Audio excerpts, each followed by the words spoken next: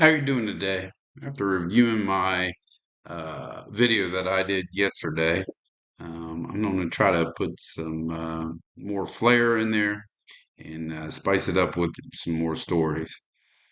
Today we are in chapter 2 of volume 1 of the Operations of Wastewater Treatment Plant by Sacramento State.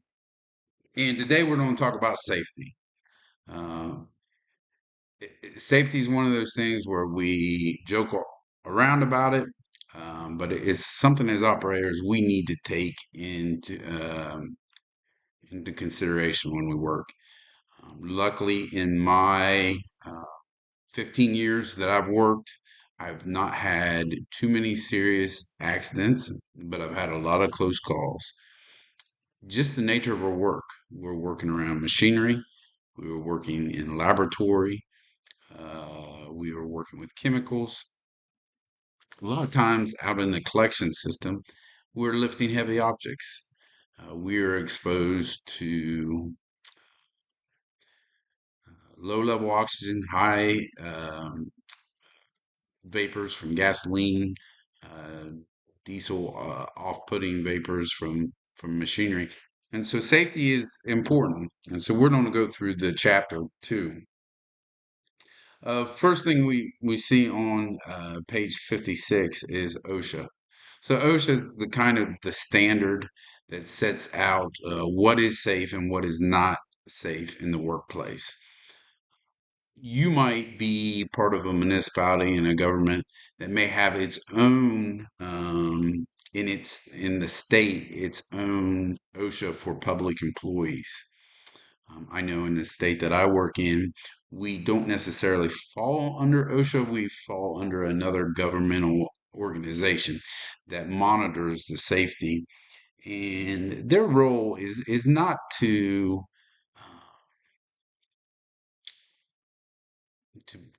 to be the bad guy. Their role is to make safe. You know, when we back in the coal mine eras in the Industrial Revolution, there were injuries upon injuries, and people lost limbs and life. And a lot of those could be avoided.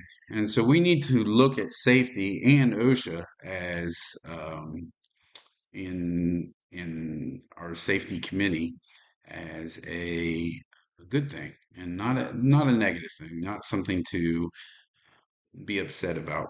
I know I've been a part of the safety committee at work, and maybe you have a safety committee at work too.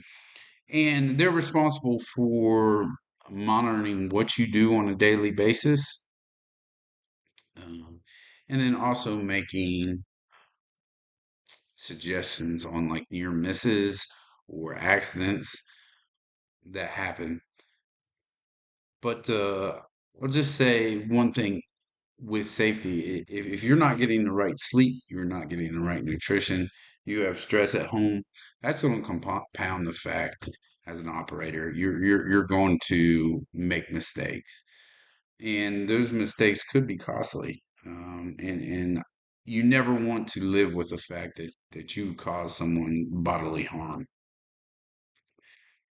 Types of hazards. You know, we kind of went over that on page 58, but you know, we have accidents, exposures, or work environments. You know, could it be from repetitive movements? You know, it might be something where you're picking up manhole lids all day for a week and your body's not used to that. And so maybe if you're not lifting with your legs or you're not using the right tools, that will cause an injury.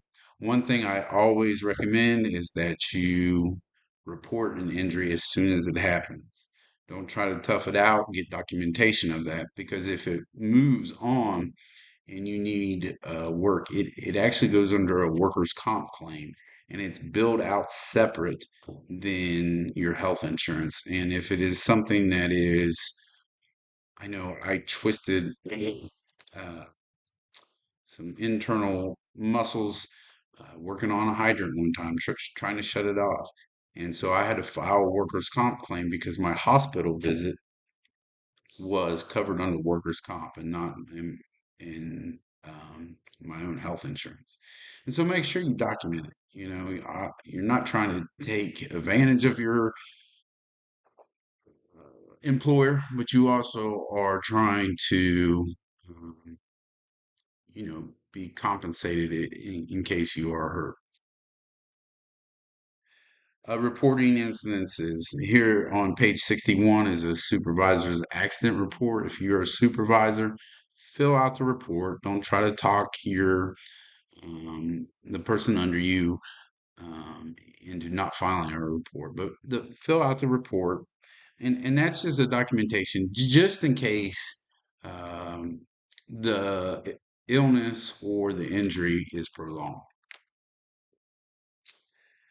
So on prevention, respiratory protection, if you're working with fumes, you're working with chemicals, you're working with dust, if you're grinding, you're cutting asphalt, you're cutting sidewalks, you're going into a chlorine gas room, you need to wear some sort of respirator. And that respirator is really going to be geared to what kind of work you're doing. So if you're just sweeping up in one of the pipe galleyways, you might just choose to use a paper mask of some sort.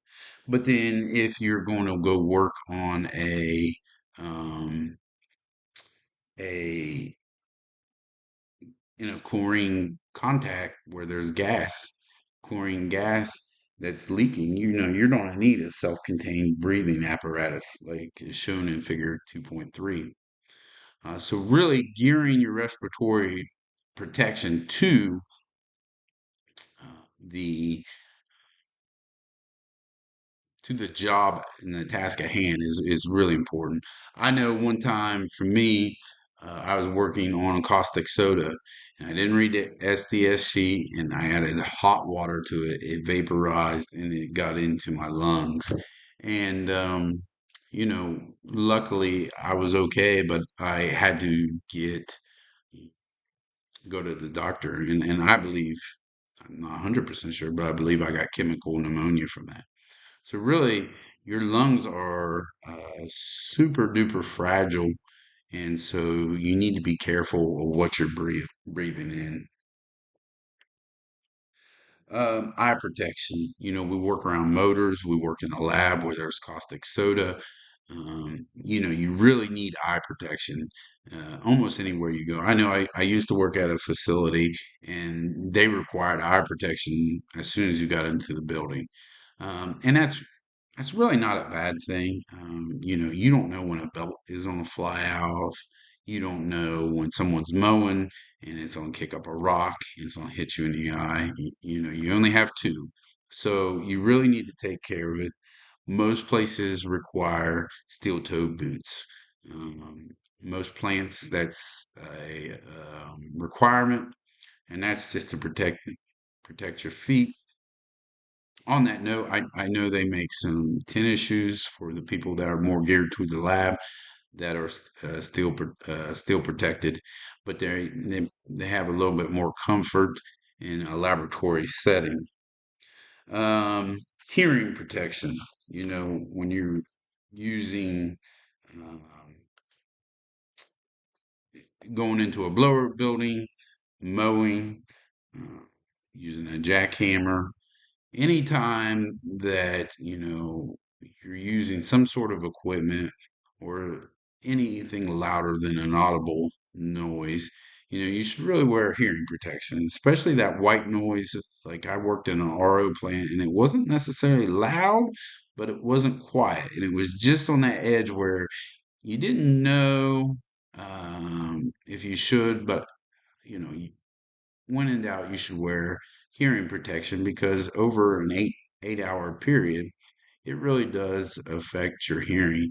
You times that by 30, maybe sometimes 35 years, and you'll have um, um, some problems as you get older.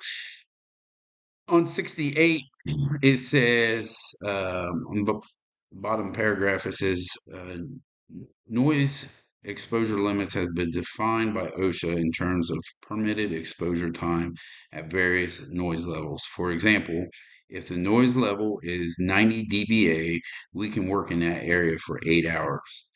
If the noise level is 100 dBA, the maximum exposure limit is 2 hours. And then it goes on with some more things. But on 69, you see like a muffle hearing protection, muffle style, and then there's obviously the earplugs insert, ins- insertion, and that's on a time weighted average that the OSHA talks about. Hard hats, uh, obviously, if you're working in a lab, you probably don't need a hard hat, but anytime you're out in the collection or pulling a pump or doing an excavation, you need to wear your hard hat. Um, they make some really nice hard hats. One on 71, and this has been a test question. On the job training is not the way you get to prevent accidents. You need to sit down and be properly trained on every piece of equipment in the lab, what to do. And if you don't know, ask. And if they don't know, us as senior operators, we need to not just say, don't worry about it. You'll be all right. Or I'm okay. We really do need to get a plan together. And maybe that should convict you into the fact that, yeah, maybe we should start taking this safety a little bit. Tailgate safety meetings, they're just brief 10 to 20 minute safety meetings held every 7 to 10 working days. The terms come from the safety meetings regularly held by, obviously, a tailgate. And so, hopefully your supervisor's having those with you. Um, but it's important to have uh, safety meetings. Water safety. We work around water. As a wastewater or water operator, that's just part of it. And then you add electric to it and some chemicals, and you're in for a good time. But just knowing, at my facility, we have life jackets. We, every so many feet, it's required to have buoys on ropes, just in case you fall in. Handrails are super important. You know, maybe you're in a northern environment, the iceways get slippery, and so we got those toe kicks. They're awesome. Infectious diseases. Hopefully, that you, as an operator, you will get your hepatitis A and hepatitis B shot, but other things that you can come in contact with just through your hands, through open cuts, your clothing. You should probably never wear your clothing home. Hopefully, like at my facility, we wash our stuff at the facility and it stays at the facility for the most part. And so just being cognizant of that, we are working with waste. It's not something to be afraid of, but it is something that we should take cautiously. Painting on page 76. I remember it was winter time and we were painting with oil-based paint in the water plant. And once again, those fumes just in tight galleys of pipe galleys, just painting repeatedly, that can really affect your respiratory environment. Watching what you clean your hands up with, probably not using some sort of chemical agent to remove paint from your hands. We talk about chronic and acute, um, those are the type of exposures that have, and you really want to watch just what is coming into your body, whether that be respiratory, in your mouth or through your skin. Your skin absorbs chemical. So always wearing gloves. Confined spaces. A confined space is defined, and this is on page 78, as a space that has limited or restricted means of entry and exit and is not designed for continuous occupancy. One of the hazards of confined space is the dangerous air contamination. So I know this is a test question, but when oxygen content of air drops below 19.5%, a potential dangerous condition exists. A person breathing air with only 17% oxygen will experience shorter breath. And then on the high end, which is 23.5%, is also dangerous because it could increase the possibility of explosion. So you need to know those numbers. And usually before we go into a confined space, whether that be a valve vault, a manhole, we will we will have a meter with us. And so you send the meter down and check the air quality for explosive conditions or the oxygen. On page 81, you have the confined space pre-entry checklist. And so that should be filled out by the job supervisor and the standby personnel. Every time you enter in a confined space, you need to fill out one of those checklists. And with that checklist, usually we'll have, and almost always, we'll have the meter readings that you have on it. Power tools. We use power tools all the time in the water and wastewater industry. Welding. You want to avoid welding around oil and grease. You need to wear your protection, safety protection. You need to protect your eyes because the glare that off comes off the weld. Protect others too.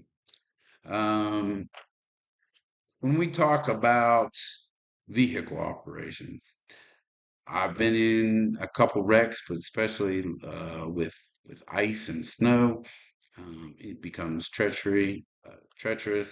I remember I was just getting samples one day, and it was so icy that my truck slid down the influent hill. But just know the limitations of the vehicle. Try not to tow something that is more weight than what your truck is rated to. Be alert. Um, give yourself a little extra space, especially if you're doing work. Put on your wiki lights when you're supposed to. Shut your wiki lights off when you're not. Your emergency lighting, use those. It is a really dangerous, I think, time to be out on the roads. People are just texting more. They are not taking the precautions that they need to. And, we work along the roads. Manholes are usually in the middle of the road. So just be careful when you do your vehicle maintenance. Um, electric, avoid electric shock. I've probably been shocked, I'd say 14 times at work. Luckily, it's always been with 120, but a lot of those can be avoided. I know at work, we try to make a habit of wearing the protective gloves, especially when we're working with voltage that we know will shock us. Rubber gloves that are specially designed, they are called hot gloves. Arc flash. Arc flash is when you can look it up on YouTube videos, but it's the arc that flashes over when the electric makes contact. There's a flash every time. And so arc flash gear that you can wear when working on live equipment. Knowing the electric that you're working with and always assuming that the electrics is hot is a main thing. You can be killed by low voltage. Like I had said, I've been shocked by 120, but I've been very lucky. And so the conditions have been right, but you just never know. Um, what will kill you and what will not. Obviously, the higher voltage, there's more likelihood, but people have been killed by less than 120 volts, and so just never take that lightly. Electrical starters, motors in the wastewater and treatment plant, they don't just always start when someone switches a switch. A lot of times they're externally controlled by a PLC or another motor starter, and you can test the equipment, but it can still start. And if it starts and your hand is in it or you're touching electric, that's why we talk about lockout tagout. Page 95, lockout tagout procedures. Um, we want to make sure that we lock out a piece of equipment before we work on it and that it is physically locked. If your job employer does not have a lockout tagout kit, you need to ask them about that because it's not only locking out electric, but it's also locking out gas pipes, anything that can store energy. We want to um, lock it out, and there should be a standard operating procedure at your um, um, at your facility, and you can look on page 96. There's a lockout tagout. Fire prevention. Um, on page 98, I want to go over so class A fires are your wood, paper, cloth, plastics, dry glass, hay, stubble. Class B is your flammables, your combustible liquids, your oil, your grease, your lacquer, your solvents. Class C is your electric, and Class D is your combustible metals such as magnesium and sodium. You need to know those for the test. You need to know what Class A, Class B, Class C, Class D, and you need to have the right um, fire extinguisher at your facility, and it needs to be checked at least monthly or towards the um, OSHA's guidelines or the manufacturing represent guidelines. Chemical handling, uh, on page 102, the safety data sheet is the best source of information about a hazardous chemical and can be provided by the chemical supplier. Um, for your safety data sheet, you want to know what it is, how to clean it up, who to contact when a spill, what to do if accidental ingestion or contact is with chemical. And so your SDS is paramount to knowing what you have. And you need to keep those in an organized fashion. They make SDS um, folders that you can have. It talks about a lot of different, uh, you know, acids that we use. Sulfuric acid is extreme acid. There's muriatic, there's nitric. I used all those to clean an RO membrane. And then you have your bases. So you have your acids on the one side and your bases on the other. Sodium hydroxide. To be honest with you, I've been burned by sodium hydroxide. I think I would rather be burned by an acid than sodium hydroxide, which is on the base side. Um, just really powerful stuff and really can hurt you. I was wearing gloves one time in the laboratory and I dropped some sulfuric acid on my forearm accidentally and it changed the pigment of my skin for months. And so, once again, wearing the correct stuff in the lab is important. You're thinking, yeah, this guy's telling me all kinds of crazy stories. Well, I'm doing this to share what not to do. Chlorine. We use chlorine a lot. A lot of times they'll come in 150 cylinders or in dry powder. But always store the cylinders, the 150s, in an upright and clean and dry location. The storage area must be equipped with a forced exhaust ventilation with the start on the outside of the storage room. And that will usually be located on the bottom So when you walk into a chlorine room, I know the water plant that I worked at, chlorine likes to stay to the bottom. And so when you flip that switch, it turns the light on, but it also opens up a door that allows all the gases to escape. Mm. And so usually when we talk about chlorine, we talk about the 150 cylinders, but we're also talking about the 1 ton cylinders. 1 ton cylinders, they stay on their side. They have fusible plugs. The fusible plugs, which is a test question, will melt at 158 to 168 Fahrenheit. This allows the chlorine to uh, release as gas and not liquid. And so that's why those fusible cylinders on the 1 ton are kept on their side so you can rotate it so that the gas can be released out of the fusible cylinders. Another test question on 116 is never use a wrench longer than 6 inches to open a cylinder. Um, we don't want to put too much torque on that. Um, Once again, sulfur dioxide on page 118 is a colorless in gas and liquid form. Um, it can be detected in concentrations of 3 to 5 parts per million.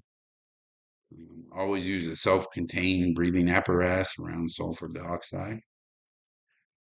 Um, we use ferric chloride, ferric sulfite.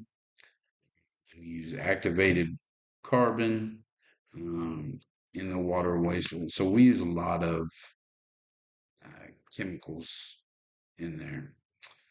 Turn to page 128. When we talk about excavations on the bottom of the paragraph, OSHA requirement states that the adequate protection is required in trench is 5 feet more in depth. If you're digging um, and you're going farther than 5 feet, and really even at 4, but OSHA requirement, you need a trench, and so you need a box so that the earth cannot fall in on you.